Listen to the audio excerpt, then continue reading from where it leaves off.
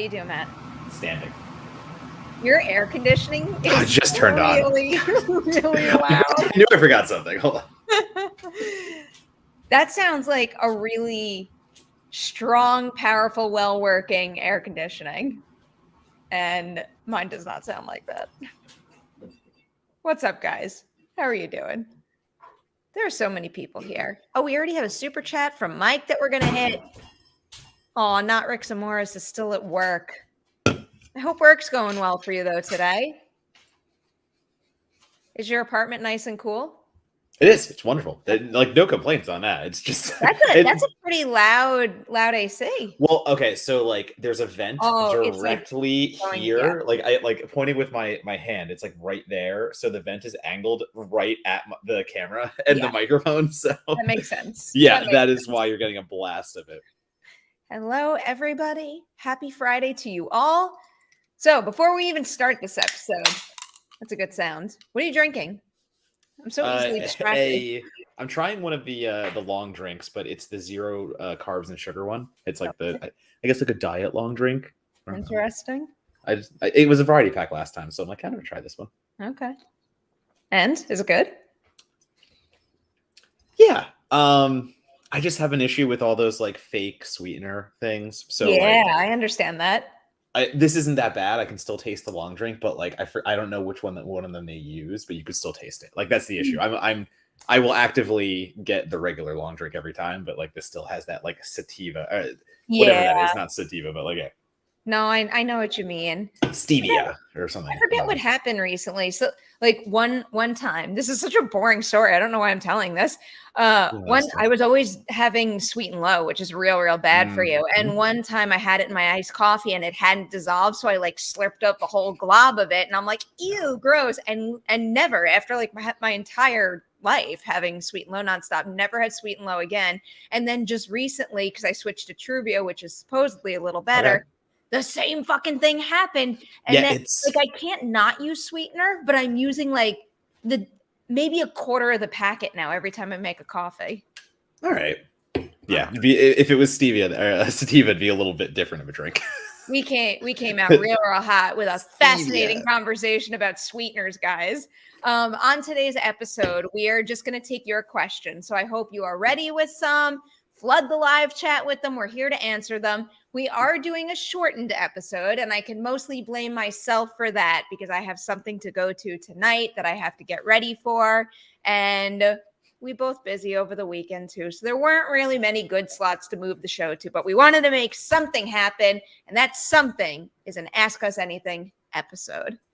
Here, just standing in front of an iPhone, just drinking. Ask me anything. A lot of times I am sitting. It does feel good to stand now, but I like this. I'm just like having a lazy day, so I'm not going to join you in standing, but I will make the effort to click the buttons to bring up the super chats, beginning with Mike Hayes. Hey guys, won't be able to watch live tonight, but still wanted to toss in a question. What do you think is the strategy behind when a studio decides to lift reaction/review embargoes for a film? We can both speak to that quite a bit. Do you want to go first, Matt? No, you go first. You take it first, and I'll fill in the blanks. All right, you give me the heavy lifting here. I mean, I can do it if you want me to. I mean, embargoes are very much here's my take. Obviously, my everything. Embargoes are definitely there to control a narrative. They're there for a movie that, listen, Perri and I have reviewed a lot of horror movies. You do notice, or maybe not as much anymore, but like I didn't tend to notice that a lot of horror movies always like backed their embargoes up pretty far. I think they were just nervous of how like critics would react to horror movies, especially like years ago when, I'm first starting out. And maybe like I think Rotten Tomatoes has corrected itself a little bit. Like there's a lot more horror focused critics there now, but at the time, like criticism kind of had a thing for horror movies. So I did notice that like embargoes for horror movies specifically were really pushed back against the release date, so that like people didn't see the reviews until like the day before, the night before. And yeah, like studios know the movie they have a lot. I'm not saying like it's all inside baseball and stuff like that, but when a studio knows they have a bad movie, they're going to make sure you don't know about it until the very last second. So I guess what I'll add to that is I do think I was going to say back in the day. It really wasn't that long ago, though. But I would say there was maybe a little more, I guess I would basically echo what you said, Matt, where a lot of times we would have situations where the embargo lift is so close to release, and that would give people the feeling that, oh, they're doing that so that, people aren't deterred from buying early tickets by bad reviews. I don't really see that being the case as much anymore, because we're always talking about how much content there is. And I do think in some situations, embargoes are strategically placed to make sure there's as much promotion as possible, like week of release, maybe, or even days before a movie comes out. And that has nothing to do with a movie being bad and them having no faith in it. It's just trying to, break through all the noise and have maximum press hit when ticket sales could potentially be highest. So I do think that happens a lot. And then there's also situations where, like, they don't want to spoil a movie, where they screen so far out for whatever reason, and it's just not time. And the other thing we really need to consider in terms of when embargoes lift now is now they get the opportunity to essentially hit the public with 2 promotional pushes via reviews and also reactions. Because even back when I was living in New York, and that was only like 2016, I feel like even back then, there wasn't a differentiation between social embargo and review embargo. And nowadays, there is on everything. Almost every single invite I get comes with the social media embargo lifts on this date, but the review lifts on that. And it's 2 separate things. And it gives the studio an opportunity to maybe screen early and build buzz, but then also get that extra much needed marketing push from hopefully positive reviews closer to release. Yeah. And like, it's always like a case by case scenario too, because there have been plenty of times where, like, I forget what horror movie it was, but they held the embargo for literally, I think it was like hours before the first screening on a Thursday for the public. So like my review hit like 2 hours before people had purchased their tickets already, stuff like that. But like it was like a movie I kind of was like, why are they hiding this? Like this actually is kind of good. Like so that kind of happens, and then the reverse happens where something, they're overconfident in a Ghost in a Shell or something, and reviews hit like a week and a half early, and like it got panned. So again, it's case by case, it's things of that nature. But talking about the screenings too, like I do remember a ton in New York, especially like tiered screenings. So that, like, talking about embargoes, like there's definitely a I don't want to say drive or something like that, but like again, studios know what they're doing. So like certain people get invited first, certain people get invited second, and that's so they can have that wave, like you just said. Like I'm not saying like it's a positive or negative thing. I'm just saying like some critics get to see it now, some critics get to see it then, some critics get to see it third. So like you get 1 promotional push, 2 promotional push, 3 promotional push. Like, it makes sense for a studio and marketing. Like, Not that I'm pushing back against what you're saying, because when it comes to getting invited to early things, we both emphasize this quite a bit, and especially festival screenings and things like that. We can only speak for ourselves, and it doesn't matter when I see a movie. The movie is what the movie is, and no level of invitation will ever dictate my social media reaction or my review. But the other thing to kind of add to what you just did point out there is that sometimes the first wave of reactions come from people who are about to do interviews and need to see the movie earliest in order to bank those. So sometimes those are the first people you hear from. It changes from film to film. It changes from schedule to schedule. It depends on what other competition is coming out. It depends on when talent from the movie is available to do press. Maybe that's really early. Maybe that's days before the movie comes out. There are so many factors in play here. And that was more staying with the embargo-ness of it all. Like it wasn't saying like positive reactions come out first or stuff like that. It's more saying like, I just remember there were a few times I reached out to a certain like publicist or something when I was in New York, and I was like, hey, my editor's really pushing for this review to hit the embargo date, and you've given me a screening after the embargo date. Is there any way to get into an earlier one? And like one time, just I got the flat out email that was like, no, you're going to this one so that we have your reviews hitting the second time. So I was like, okay. Yeah, like, oh, no, I legit got that email. That's a very specific instruction. Yeah. So like that's what I was referring to. Like they know what they're doing though. Like it's smart. It's good marketing. It's just like, you want things to keep hitting over and over again. You don't want things coming out 2 weeks early and then nothing after that. Now more than ever, because I feel like the name ever. of the game when it comes to marketing and where you get the most bang for your marketing buck is by having it come as close to release as possible. Otherwise, people forget about it and then it's money spent for nothing. Yeah. Anyway, inside baseball. There you go. Good question. We have just a wonderful super chat of support from Gia. Thank you very much, Gia. We appreciate this. And I don't know what currency that is. Where's that from? Yeah, are you able to Google that? I don't want to break my computer. I don't want to break my computer. I'm afraid. Hold on, I'm going to Google it. Where are you from, Gia? The Dominican Republic. There we go. I believe so, at least. Delightful. Dominican Republic. I hope you're having a wonderful Friday and have a great weekend, Gia. Vincent's here. What's up, Vincent? How you doing? Hey guys. Oh, there's the answer. Hey guys, not feeling great. Have a chest cold, but grateful to have this show to watch today. Very nice. I hope you feel better, and I hope this show does help in making you feel better. I'm trying to think of like an extra thing we can give Vincent to make him feel better, and I will recommend my favorite feel-good show in the world right now, the thing that I push play on and I get an instant smile on my face, and that's Ghosts on CBS and Paramount Plus. If you want to feel better, Vincent, I highly recommend checking that out. Do you have one, Matt? I just caught up on Barry, so I'm not in the right mood to suggest something. Yeah, I was like, I'm not in the mood to suggest something feel it's good very right good now. Though. I just watched the last 2 episodes now. It's very good, but I'm like, and what the fuck? You're not caught up on Yellow Jackets either, right? No, I haven't watched any of this season. I'm gonna have to binge. Shit is dark. I'm gonna do a binge. Dark.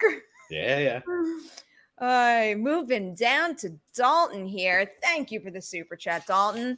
So awesome meeting you at MegaCon. I'm like looking at. Yes, I'm looking at your picture now. How are you doing? I was very happy to see you at MegaCon. I'm so happy that I did MegaCon. That was such a cool thing. My question, how high should my hopes be for an Endgame style Evil Dead film with Campbell, Jane Levy, and Lily Sullivan? Bruce Campbell.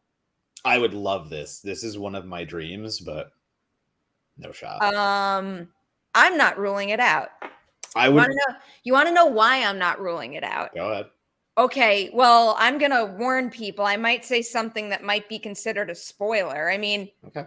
I guess the fact that Dalton has already brought up Lily Sullivan is a little bit of a spoiler in and of itself. Right. I mean, yeah. Here's my theory as to why. One, because I think the producers behind those films have stayed the same. They're all heavily involved. I know Bruce Campbell has said he is not returning ever as Ash, but I do see a future where, because they're all involved and passionate about it, everyone's willing to come back. And also because of the whole 3-book thing. There's 3 Necronomicons. There is 1 from the Bruce Campbell films, 1 from the Jane Levy film, and then 1 from the Lily Sullivan film. And when I was talking to Lee Cronin, I asked if there's any kind of scenario, or if he's ever considered a scenario of what might happen if the books came together and maybe combined, like his Marauder from the end of the film. And he says he has thought about it. And if he's thought about it, I have to imagine, I mean, I don't know this for sure, but I'm willing to bet he's brought it up to like Rob Tappert and Bruce Campbell and Sam Raimi. So maybe it is something, for all we know, that they truly are tossing around right now. Yeah, here's my hot take. Jane Levy is not coming back to this franchise ever. With the experience she had on Evil Dead and then Don't Breathe, there's no shot she's coming back. Those films put her through a lot, no doubt. It wouldn't be Fede Alvarez directing, though. It wouldn't be, but who was the producers on it? All the producers were the same producers on the remake. All right, have you watched the whatchamacallit, the not outtakes, but the extra features? Yeah. From what she has tweeted and from what she has said, I very much think she is done with all of this. I guess you might be right. Right. Yeah, I would love to see it, and I love 2013. You know me, and you know what I've said on this live stream. But I don't think I'm never going to get my hopes up that Jane is coming back to this franchise. Okay. Wiley's here. Wiley's got a bunch. You ready for the first one? Go ahead. Do you guys think we will get a Happy Death Day 3? It's my favorite horror franchise right now. And what did you think of those movies? I like the second best. you want to go first, Matt? Yeah, I'm actually in agreement. I actually don't like the first one all that much, and I think the second one's a huge improvement. And I know that puts me in a vast minority, but very much there. I also think we will get it. I think we're gonna get a third. I think by the haven't they already talked about it? Like, hasn't that already been a thing? Because I think they're both financially like successful films. I don't think you would want to not tap into that, or did two not do great? I think it was one of those things though where it kind of just didn't happen. Like there was talk about it and then nothing actually moved forward. I'm reading from an article that's dated February 2023 on Inverse right now. In an interview with The Wrap to promote We Have a Ghost on Netflix, director Christopher Landon revealed his ideas for the now axed third movie in the series. Okay. As Landon described it, the movie, I remember this now. The movie, which was titled Happy Death Day to Us, would have been a big budget apocalypse horror. And then the quote from him is, the third movie was going to be an epic apocalyptic adventure with still elements of horror. And then he went on to say that was not getting left behind. But yeah, we were going to change gears again and it was going to be bigger. Fuck, I want that movie now. Yeah, that's a bummer. Yeah, I would have loved to see that franchise continue. That stinks. And I think it's still a profit because I don't think those movies cost a whole lot to make. But in that piece, it also says the first movie grossed $125 million, and then the sequel only brought in half that. Oh, okay.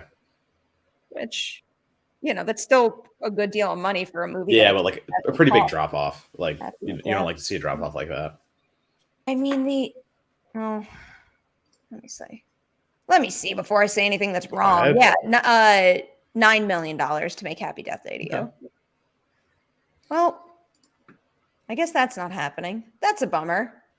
But hopefully Christopher Landon goes on to do many other wonderful things because I like him as a filmmaker. He's in that Blumhouse family, and I think he's pretty set for a good while. I like hearing that. Wiley has another one. My favorite type of movie is rom-coms. I find myself going back, rewatching, and finding new ones all the time to watch. I feel like it's dying. The only big one right now is the Glenn Powell one. I think they're kind of being put on streamers more and more. And that's not to say it's dying. It's just that they've become a more like the mainstream comedy in a way has kind of fallen to streamers. Again, that's not a bad thing. It's just that's where you have to look for them. Two that I saw at South by that I hope get some kind of theatrical distribution is Molly and Max and oh my god, I forget the name of the other one, but it's the Anthony Mackie and Zoe Chow one where they're in space. I'm not going to be able to help you. Yeah, I'm totally blanking on it. But two of my favorite movies out of South by were rom-coms. So be on the lookout for both of those. Molly and Max especially, just the best of low budget, micro budget filmmaking. Just everything you want to see. I'm trying to think of a recent rom-com I've seen on the big screen that I like, and I actually can't. But I mean, it does seem like they're being prioritized on streaming services more than anything. It's like even there's obviously the Hallmark type ones, and it does feel like streamers like Netflix are embracing that kind of, low budget romantic comedy and churning quite a few of them out. I mean, I can't really say I've seen any recently on streamers that are stellar that I would highly recommend, but that seems to be where they all are right now. Yeah. I don't know who watched the Sam Heughan one, Love Again, but I didn't love that one. I did not get to that one. I'm still coasting off She's Out of My League and the 2000s era of man, She's so Out of My League. What a very specific name. It's so it's just one of those ones that no one talks about, but is still so just in my memory. It's on my DVD shelf right now. I love it. All right. We have another one from Wiley. And with this, I'm just going to bring up the Guardians of the Galaxy. Literally, I was going to say No Sleep Till Brooklyn. No Sleep Till Brooklyn is very, very good. And it's so funny because it's an obvious one, but it just fits so well. There's a specific one that I'm trying to recall right now, and the name is escaping me. I'd have to look through my movies because what I'm going to start doing is This Is the Day. I love how it's used in this movie, and I'm also obsessed with Empire Records, so I've loved that song since I first saw that movie. And when it pops up in anything, I get excited, but especially when it's used well in a movie that I love, like Guardians 3, that's always going to make me happy. I have to start writing down. Like I do little notes after movies in like my Excel sheet, but I think I'm gonna make another column for needle drops and just do like every You movie have a should. favorite needle drop, like so I Don't remember you do them. a list every year too? Not a needle drops. I do food and I Oh. do some other things, but like that would be a fun one to do, and that would be one that I think I should start doing. You are better at keeping lists with this shit than I It's am. just one I Excel have sheet with a bunch of columns. failed at Letterboxd, Matt. Failed, Failed failed, failed. ceremoniously. Too many platforms. I can't keep up with all these things that I have to post to. It's just too Letterbox, much. I sometimes fall behind on, but then at like the end of the week, I'll just do a Oh bunch. Like God. I'll just kind of like get I thought you everything were in gonna there. say the end of the month or something. If Like, it's a festival month, I do wait because I just get so overwhelmed. If it's a festival month, it's way harder, especially South by, which is like a week and a half basically yeah. of just, you can't really say anything about the movies because embargoes and stuff like that. And those are the worst. So yeah, I mean, it has made things a lot easier. I will admit, like Letterboxd has made it easy to keep up with things at least. But yeah, the Excel sheet is where I live. It's where I just plug in Okay. my info. I gotta start doing that more than I do. We have the moon here. Look, the moon sent in a question. All Matt, right. realistically, what's the middle ground for compromise on Chat GBT regarding the strike? The tech could move so fast that it's tough to know what makes sense. So I There's think no. they actually have expressed the compromise, and it's that making sure that there's some sort of rule in place where AI can only be used as a tool, like as a tool by the writer.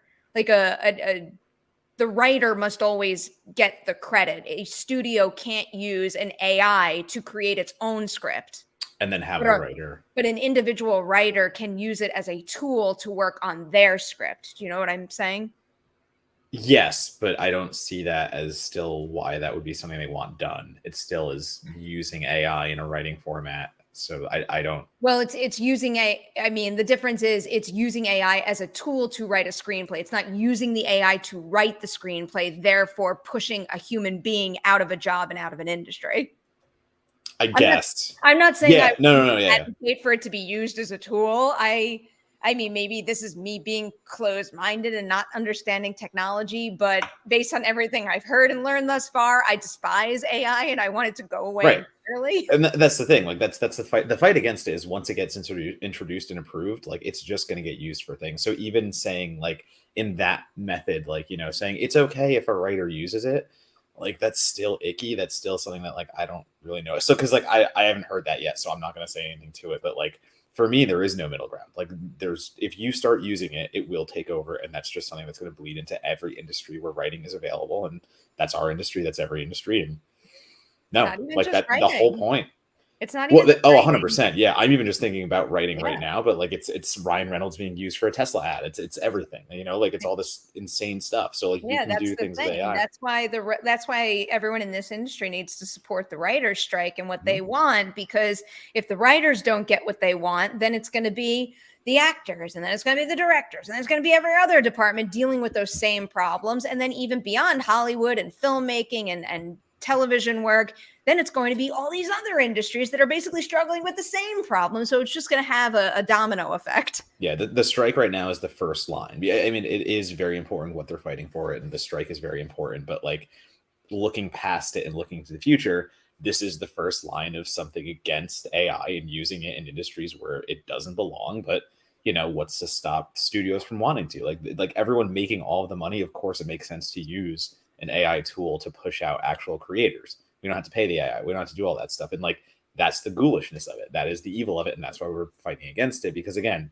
if that happens in this one industry, it happens everywhere. So like there is no middle ground. I understand technology is always advancing and always like coming into new markets, but it was even like that pseudo trans that got or like sorry, not pseudo trans, but like pseudo whatever they called it, pseudo AI Mm. yesterday that got announced for long form storytelling. They're like some company announced a thing that's like, hey, we made this amazing AI tool for writers that will now help them with long form storytelling, and immediately it got outed from pulling its content from like other writers on the internet. So like it's still plagiarism. It's still things that like you're not using it. Like if you're one of the tweets was like, oh, like one of our users used our pseudo program And, their years of writer's block was immediately fixed because they could use this amazing tool. And it's like, yeah, if you need a computer to do your writing for you, you're not a writer. That didn't solve anything. That didn't cure your writer's block. You didn't actually do that. You stole your work from somebody else on the internet through an AI tool. Like, no, there is no middle ground.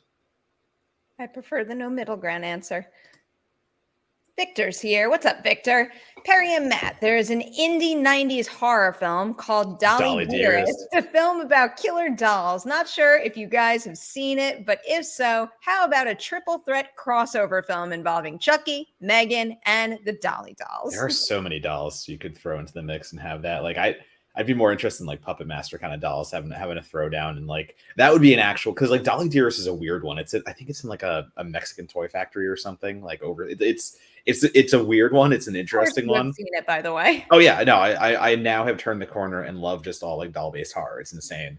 But no, like I like the idea of taking like the early Puppet Master designs and putting them against Chucky, because like you actually have like dolls designed to like fight and designed to kill, because like the thing everyone laughs at is like, oh, it's Chucky, he's like this high, like of course he could be defeated or whatever. Like actually give him a foe that could do that. And Megan would be fun as hell too. I think that's an eventual, I think they're both Universal, right? So like, or something like that. I believe so, because Chucky's the Universal, like they're like out extended arm of like I think TV so, production and stuff. So yeah, I mean imagine someday that actually happening. Annabelle can't come to play though, she's at Warner Brothers. No, actual get out of here. No, that was mean. I like the second and third Annabelle movies. I like the second and third too. Yeah. Travis wants to know: do you think any of Ash's friends in the series could show up to face Deadites? This answer for me will be a no, because this is another thing that came from my interview with Lee, because I wanted to know how much he considered the series, and he deliberately separated the two in his mind. And as much as I love the series, I do understand where he's coming from, because the second you establish a firm connection between all of these movies and that series, then you have to consider like a pretty significant amount of additional elements that the series introduced that I don't think that the film franchise at this point can really handle. Yeah. Maybe it'll change in the future, but I don't see them coming into the feature film realm anytime soon. Yeah, agreed. Also, like, would the rights thing be a huge thing there? Because like, I forget who owns the rights to the television show versus like Sony. Stars. Right. So like just trying to figure all that stuff out too. What's Star's parent company again? My brain is mush. Stars is owned by Lionsgate. I don't know what kind of rights issues. Yeah, it's a mess, because like the Evil Dead video game, when you look at the credits, it's like every character is pulled from a different studio and stuff like that. But like that is also the amazing thing about the game, is they are able to, like, every character is in the game, and they were able to do the entire, like they mapped all the rights out, they got it all. It's crazy. All right, Vincent's got another one. And for being big inspirations to get in the industry, my question is, what are horror movies to look forward to for the rest of the year? I'll just give one that I already tweeted about: The Boogeyman. I love this movie. I am ready for it. My body is ready. The review embargo hasn't lifted, so I can't say much more than that. But I loved it, and I'm excited to see it again next week. There's some that I'm curious about, like Last Voyage of the Demeter and stuff like that. Yeah, like, I'm curious about that. I'm gonna be honest. I really hope that Five Nights at Freddy's is like what Willy's Wonderland was going to be for me, because like I didn't like Willy's Wonderland at all. So like I hope it's redemption. The trailer has me kind of excited. Mm-hmm. I am very much looking forward. I pulled up Bloody Disgusting. Yeah, I pulled up Disgusting's list to see what's coming the rest of the year, because I think there was like a few. Well, I'm hearing really good stuff about the Black. Your connection. Well, yeah, but I was going to say, you good? It's literally, yeah, I'm good now. That's literally just for me opening. Yeah, that was for me opening Bloody Disgusting. So I found out I cannot open another. No, it's fine. Like I've seen some really positive tweets for The Blackening. I'm really excited. Yeah, I've heard really good things about that one too. So like it's the stuff that I'm not thinking about yet. Like I know it's the answer like always, but like studio stuff I'm not really like. Saw, maybe the new Saw, maybe, but yeah, like, I didn't really dig Spiral. I'm always eager to see a new Saw movie, even though Yeah. there's been so many times where I didn't love the previous one and it should diminish my interest in a new one. So I am looking forward to Saw. I've got a good feeling about The Nun too. I hope so, but you know what I was gonna say, so I'm not gonna go there Yeah, yet. I know where you're probably gonna Yeah. go, but I don't know. He's I'm 0 for I'm 2 with me. I'm really excited to see Thaisa Farmiga and Storm Mhm. Reed in that movie, Agreed. and I don't know. I got a good feeling about that one. I don't There's a have a lot of good feeling about The Exorcist, and I don't like being negative about things I haven't seen, but I'm having a everything I hard hear time about it, shaking Halloween Ends. and everything I hear about what they're trying to I'm not that stoked. I don't know. I hope we're proven wrong. That's what I hope happens. Oh, always. Like, again, like, the whole thing is, like, I hope to be proven wrong. I hope to go in and just, like, love a movie. Like, that's the thing. But I don't know. It's kind of our jobs to, like, know how to feel about movies sometimes. So I don't know. Hard to shake that. All right, we got Sigmund here. Apple's mixed reality headset is rumored to be announced in 2 weeks. Jason Blum has been at Apple Park in recent months. Blumhouse Yo. adaptation. Hope. I mean, maybe not even adaptation. Maybe, like, Five Nights at Freddy's collaboration. Huh. Like, maybe put that in the VR and do, like, a VR headset game. Oh, I would like that. Like, stuff like that. I think that is so smart because Huh. because Five Nights at Freddy's, they're kind of just doing that's going to streaming, right? That's not actually hitting theaters, I thought. Seriously? Have I blocked that out of my brain?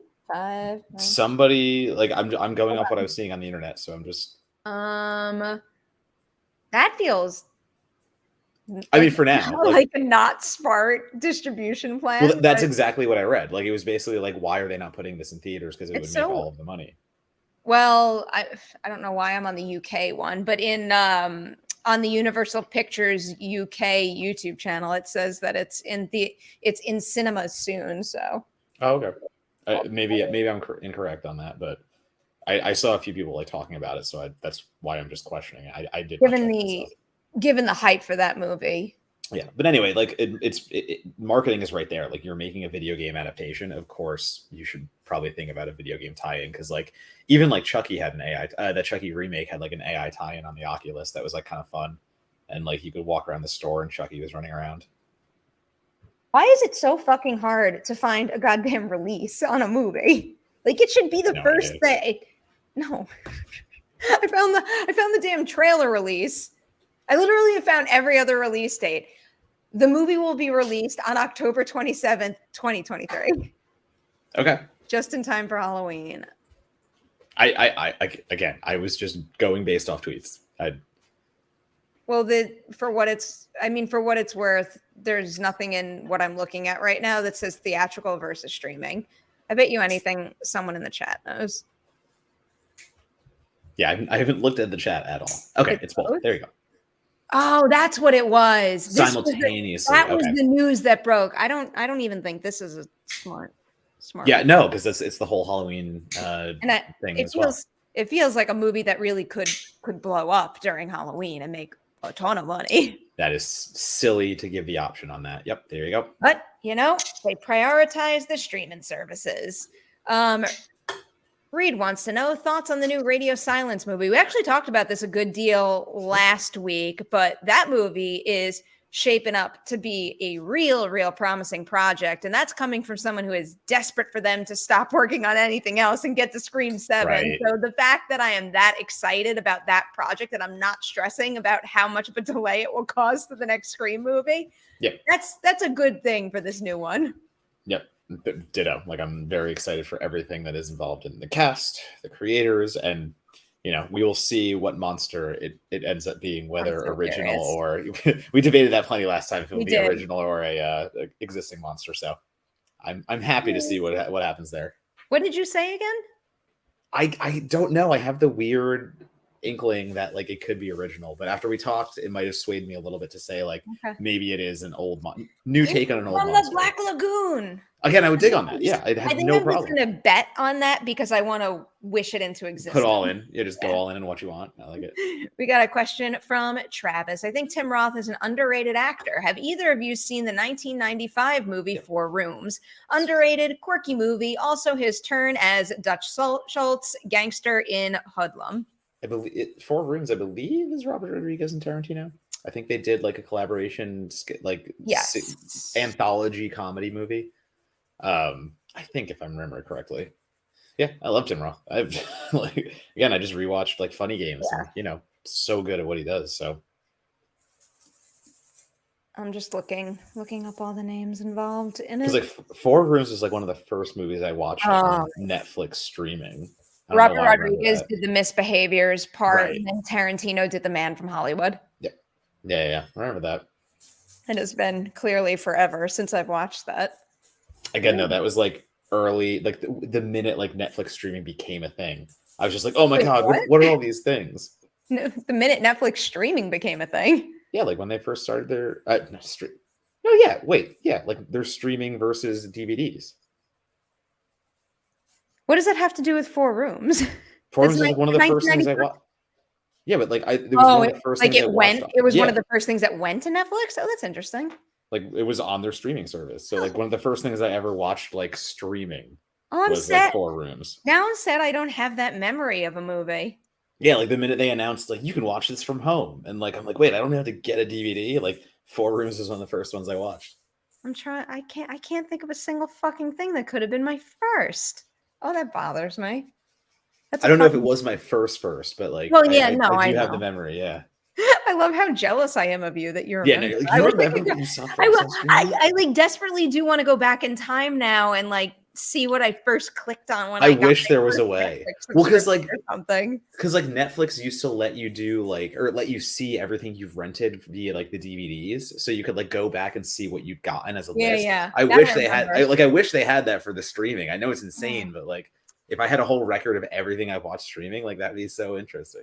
I'm such like I miss that. I miss the DVD sleeves and everything. And Oh yeah. oh, Matt, I'm starting to despise streaming services. I know they're not all bad, but what has been announced in the last couple of months, but in particular the other day, is just like I don't think it's hyperbolic to call it soul crushing. Yeah. Like It's fucking it's soulless business. That's all it is. there were many films and shows on that list that made me sad to know that they're being removed, but I think the one that like rattled me the most was Willow. Like God knows how much they spent on that show. It Yeah. literally just came out. It amassed, like I know they didn't wind up renewing it for season 2, but it did amass a pretty big fan base that was very enthusiastic. I know because I saw them all commenting on the Ruby Cruise Ladies Night that did quite well. Yeah. It's just like it's just cruel. It's cruel to take it away from fans, and it's like even more cruel to erase something that people worked on for so long. And especially when Ugh. it's something that you made for streaming like that. Like I think that's the kicker. It's like something that you specifically made for streaming that you're now like that. Forget it. You know what? Yeah, just erase it. That's cool. So upsetting. So upsetting. At least I liked Willow too. I thought that needed a lot more credit. Just to give everybody, like as we wind down here, just to give everyone another recommendation of something that's about to be erased that kind of breaks my heart that I think you should go watch ASAP. A lot of people never paid attention to the movie Clouds that came out on Disney Mm. Plus. I think it was in late 2020, but I thought that was like a really sweet, beautiful movie, and it's based on a like a heartbreaking but also inspiring true story. Finn Argus is phenomenal in it. The music is great. I actually used a song from that in my end of year montage, and when I do something like that, it's because a movie made a really big impression on me. So hopefully that hypes it up enough for you to go check it out before it's removed. The little demon for me. That's Yeah, on that list where I'm just like, yeah, no one really talked about it. Came and went, but yeah. literally just came out. Fuck that. Oh, we have 2 more. Let's have Victor and Hoshi take us out. I wish I had my. Had your I'm gonna, what? I'm gonna open. You go. You answer Oh, your part first because okay. I don't want to open a new tab. Got it. You got it. You got it. Matt, I see you know your B films with The Puppet Master. Do you have any favorite Roger Corman horror movies? If you I have will seen answer. any, and if you have seen any, Perry, you can answer too. I love Chopping Mall. I love Chopping Mall. I forget why I just recently rewatched Chopping Mall, but I did. And it's Chopping quite Mall fun. is fantastic. Like there I is think nothing wrong with it. I think Chopping Mall is fantastic. There's nothing wrong with it. That is one that I wouldn't mind seeing a modern remake of. Getting into the AI realm. going. Well, You I want didn't that say that. AI You did. version? I want AI nothing, but I'm doing my scroll here. I mean, there's here. I'll leave this up while you look for that. Corman was yeah. Hold on. I'm probably there's so many. There's so many weird things I have just like because he's produced so much. So like there's a ton of stuff there, but like probably Death Race. It's hard to it's hard to get away from Death Race for me. That's what like I'm struggling with. But like I the original Death Race is fantastic. That's a good one. And like the remake ain't bad either. Honestly, I'll support that remake which he produced. But talking about I think I stick with Death Race. Man, I want to watch more of his films now. Death Race 2000. So many good things. So many good things. I hope they're easily watchable out there. I think Corman stuff is pretty easily watchable. I'm like afraid now. Now I think everything's going to be erased. I think I'm going to have an impossible time finding things. Yeah. Oy vey. Hoshi wants to know if we have thoughts on the Mortal Kombat 1 trailer. Did you watch that? Yeah, they're it's like they're remaking. They're going back to the beginning with the new Mortal Kombat game and doing a Mortal Kombat 1, but updated. So I like fighting games. I don't play them that often. So like I enjoy it. It's fun for me. But like I didn't even get the last Mortal Kombat. I got like 2 Mortal Kombats ago, and I played it all of like a few days. It's ain't my my go-to usually. I'm a first-person shooter, so that's why you'll find me. And we'll end with this. I'm sorry, Vincent. I will message you. Someone reminded me. I think it was Robin that was kind enough there to you go. me, and I didn't. I'm not going to. Fucking forgot again. I'll get on it. I'm sorry, Vincent. Things are crazy busy. With that being said, I must bounce because I'm going to be late for my event. I will hijack this and I will promote something that I'm very, very excited about that is launching tomorrow. I teased it a little last week, but if you are curious to know what Collider Forces is, you will get your answer tomorrow morning. The very first guest on the show is Liv Hewson from Yellow Jackets. And for anyone who's caught up on the show or maybe just wants to know more about them, there's so many interesting stories about their journey in film and television thus far. And then for those who did watch the most recent episode of Yellow Jackets, my God, did we go deep with spoiler stuff. And there is some very interesting stuff in that conversation. I am at Donato on Twitter, Letterboxd, and Instagram. I am working on my first piece for the Wrap right now. I am working on other pieces for other sites. So social media and things will happen. Finally, from Annabelle, if you both had a chance to make a series of your own on any platform and genre, what kind? Happy weekend to all. And shout out to Mian Rogers. I would make a horror something. And I would want to make it with whatever company guaranteed me a theatrical and physical media release. Done. Yeah. So basically, I'm trying to think what does that right now. So basically, it's like Shudder and like 1 or 2 more at this point. I want to remake Theater of Blood on a Shudder. There you go, as a TV series. I like that. All right, everyone, we are out of here. I hope you have a wonderful weekend, and we'll see you next weekend for a brand new Merri Hour.